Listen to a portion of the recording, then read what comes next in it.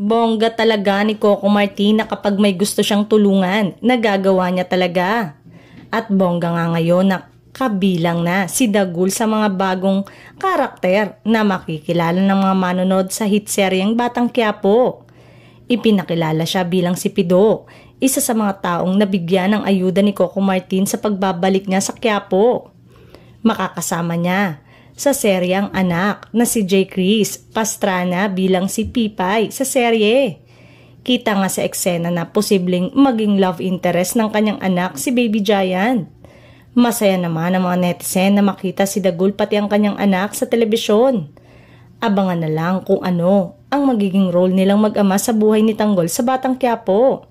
Sabi ni J. Chris Pastrana, sobrang saya ng experience at sobrang nag-e-enjoy ako dahil para kaming maglalaro ng bahay-bahayan lang in real life. Sobrang happy ako dahil hindi ko ma-imagine na nandun ako. Sobrang laking mga artista ang nakakasama ko. Sobrang laking opportunity ang nabigay sa akin. Yung pressure talaga hindi nawala. Lalo na at nakasama ko sa set si Coco Martin. At syempre si Papa na hindi ako sanay na nakaka-eksena siya sa acting sa camera.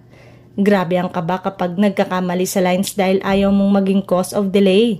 Pero sobrang saya talaga ng puso ko, parang panaginip lang talaga.